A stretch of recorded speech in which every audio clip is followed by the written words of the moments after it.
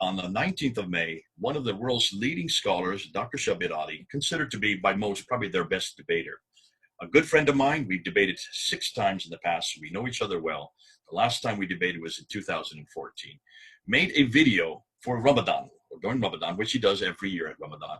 And on that video, it's just not a very long video. He made this statement. In North Africa, there is a slightly different text that is based on a slightly different reading, mostly corresponding to what we read in the rest of the world, but with some slight variations that do not affect anything that Muslims believe and do not have any major impact on any Muslim practices. He had to admit to it because this has now been discovered. This has been known for 1,000 years. This is nothing new. The scholars of Islam have always known this.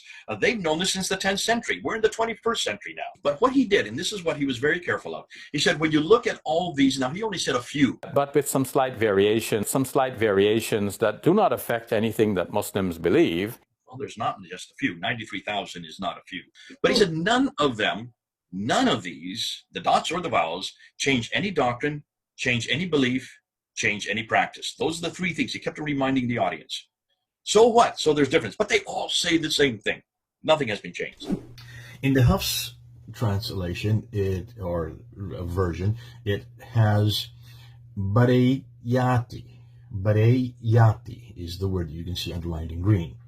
Creatures. In the Warsh, which is the one that's used in North Africa, it's the Al-Asbahani version of the Warsh, because there's more than one.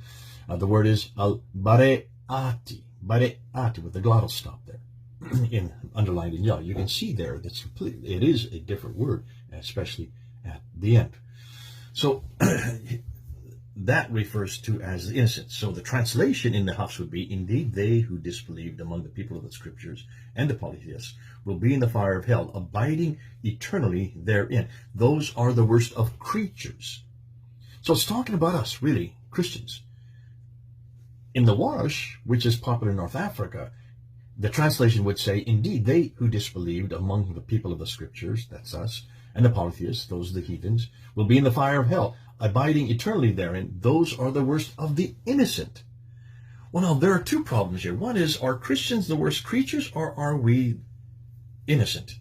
And if we are innocent, what are we, along with the Jews and the polytheists, doing in hell? So that has a theological problem. You can do a doctoral thesis just on that. Give credit to Hatu. She is the one that saw the problems. She was the one that had the tenacity. She was the one that went and collected all these Qurans. She was the one that went public with them. She was the one that would go from mosque to mosque to mosque. She's been in 400 mosques now, taking these Qurans with her and just showing them to the Imams, some of whom have now left Islam and come to Christ because of this material. Oh, This is called polemics. I can't say any more than that. I'm not permitted to say any more than that because I can't tell you who they are, because they will be harassed and killed by Muslims if they find out. While we were online yesterday, we were only on for 1 hour unpacking this, the 3 of us. While that was happening, we were told that Muhammad Hijab had now censored that 25 minutes out of his. I couldn't believe it. I'm sure it's a coincidence. Yeah. Go up to Muhammad Hijab's site, just write in YouTube Muhammad Hijab, look and see what he's done. He has censored it. Yes. He has taken out the last 29 minutes. Just stopped it there before this question was asked. Yeah. You can't do that today in the 21st century. Don't people realize that that's admitting fault? Perfect. The populace, how do they deal with this kind of criticism? Well, they either kill you, or they harass you, or they burn the material, or, as you saw in Cairo in 1924, they sink it into the Nile. Now, in the 21st century, they just censor it. Can you see? Whenever Muslims on this side, this is the populist side, this is the majority of Muslims, whenever they come up against something against their Quran, they try to shut you down. This is the book we introduced last year.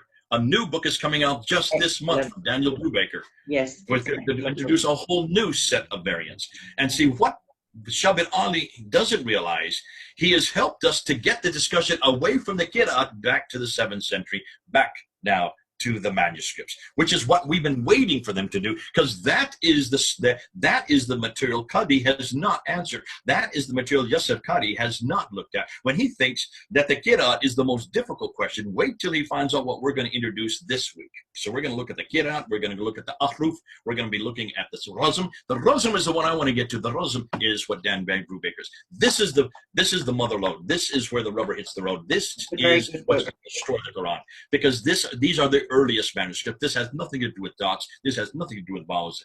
This has to do with the skeletal text. And the skeletal text does not at all jive with the Quran. And that's why we need to thank God for Adnan Rashid, thank God for Yusuf Qadi, thank God for Muhammad Hijab, thank God for Shabir Ali. All these guys have done us a favor. They have basically opened up a huge crack in Islam.